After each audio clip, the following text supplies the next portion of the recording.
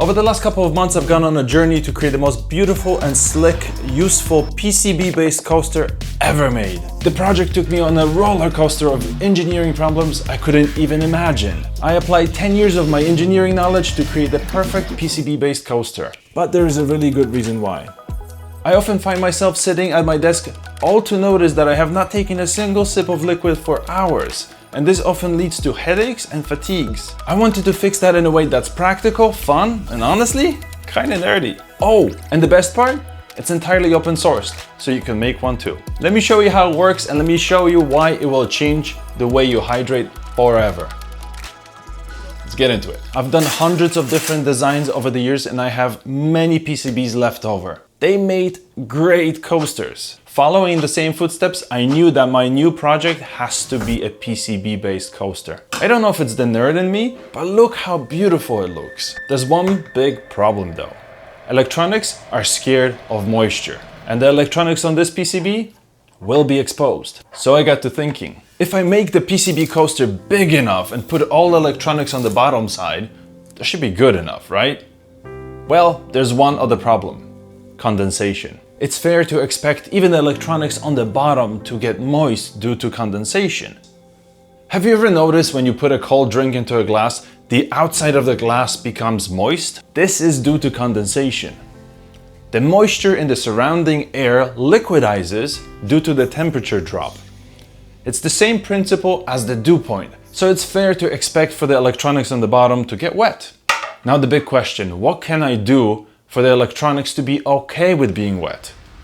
Then it hit me. A few jobs ago, I was working on automotive equipment, and we used to use conformal coating to protect the electronics, specifically PCB components, from moisture and dirt. Conformal coating creates a protective layer around the PCB components, protecting them from the environmental particles such as water and dirt. This should help, but we will have to run some tests. This is great, but it still makes me uncomfortable with adding batteries to the project. So, for this project, we'll have to make it tethered. In the end, the coaster belongs on a desk and it should not be moved anyway. We'll go with USB power since it is 5 volts and it is readily available. And USB can provide a lot of energy.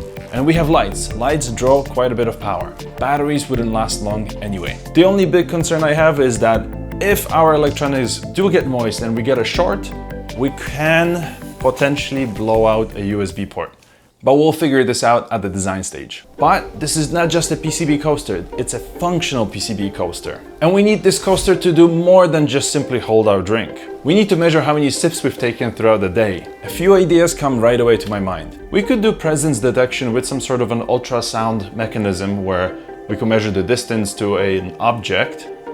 It doesn't seem like the right solution. And after quite a bit of research, I found these awesome resistive sensors that change resistance with pressure. Now there is a problem though.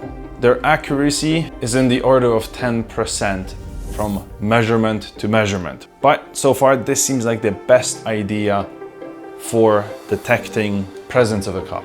Now we could implement a mechanism similar to what we have in a scale. The problem there is those are bulky and I want the PCB coaster to resemble a PCB, not a scale.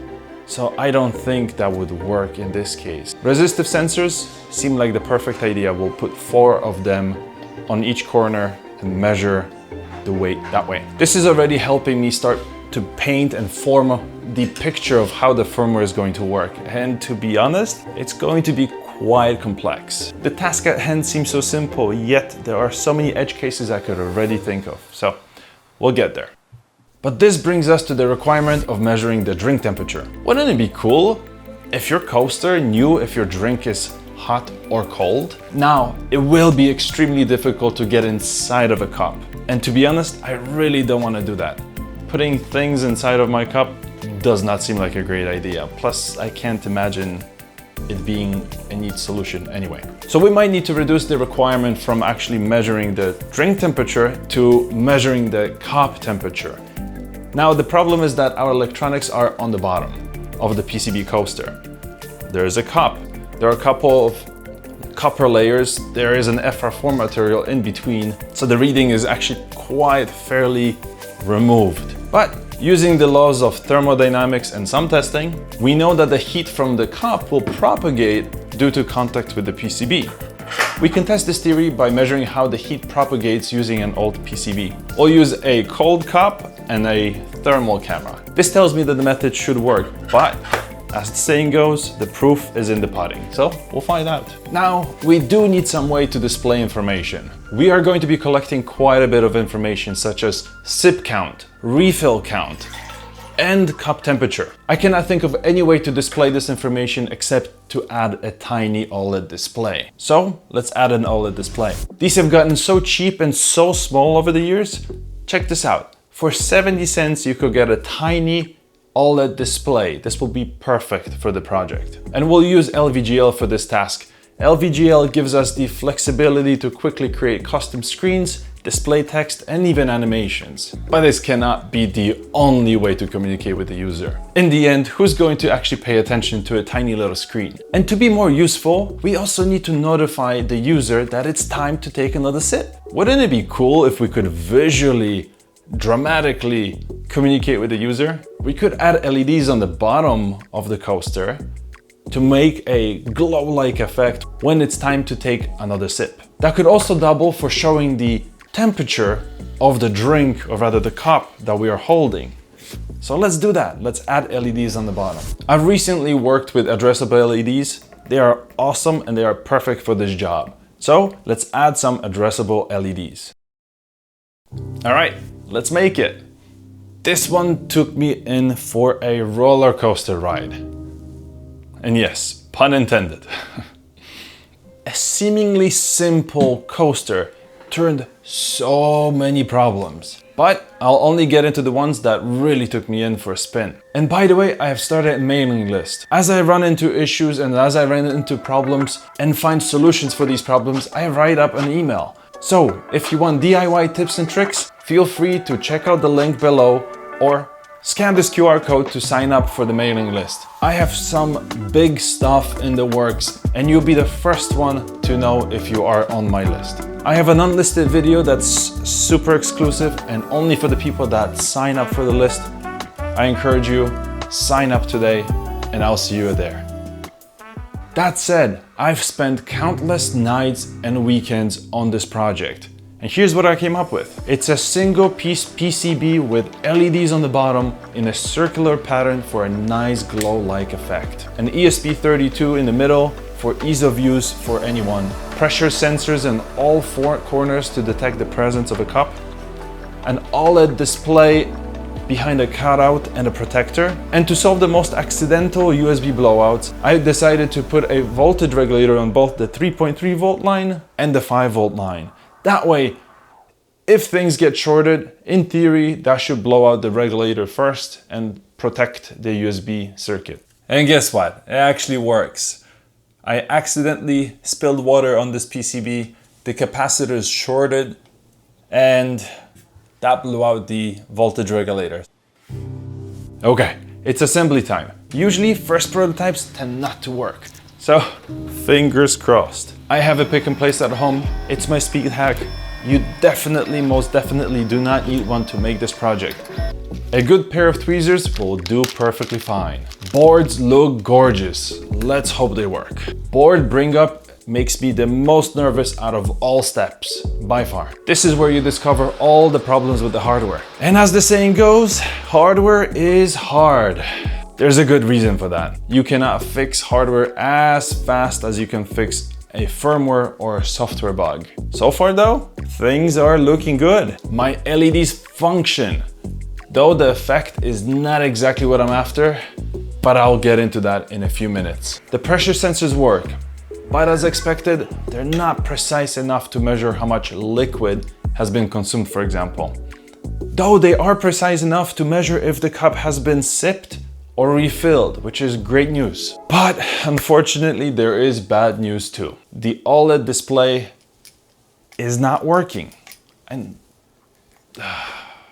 this is where it becomes extremely hard. The display is communicating, it is talking to me via I2C, but it's not displaying anything. I've wrote manual drivers just to get this working and nothing seems to be bulging. So That tells me that most likely, unfortunately, my hardware is at fault here. Nothing seems to be working with it. And given that the display is not a standard size, this really took me in for a spin. It took me a while to figure out what was wrong. And after reviewing hardware again and again, I finally caught it.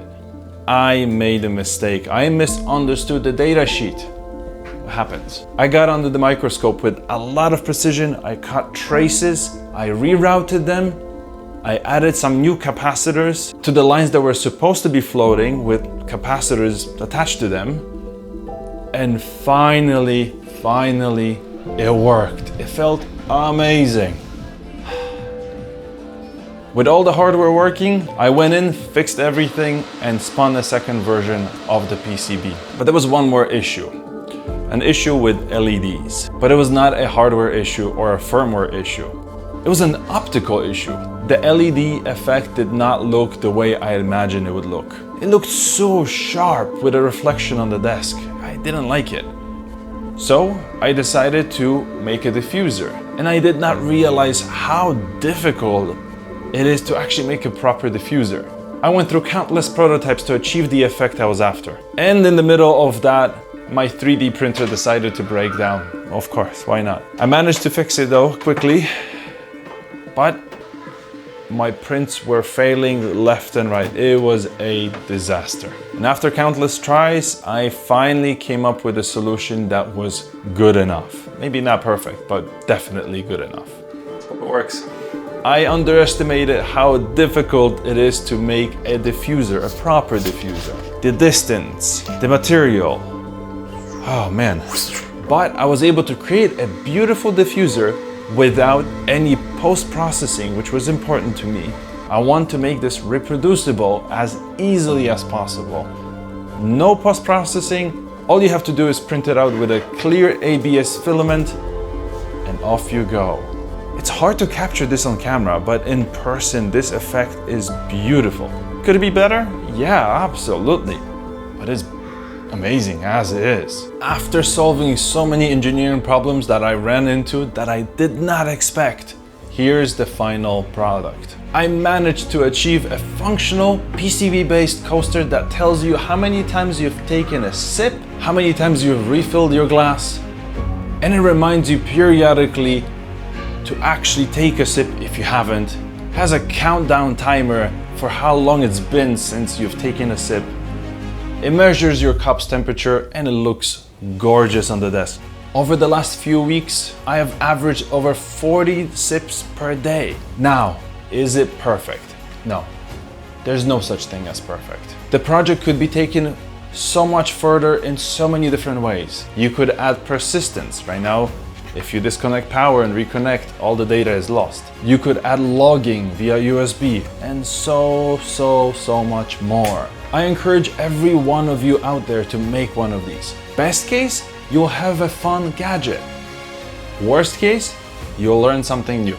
And remember, just a few months back, this project did not exist. And that's the power of engineering. So if you want fun DIY tips and tricks, an unlisted video, not seen anywhere else, not posted anywhere else, sign up for the mailing list and I will see you there. Bye-bye.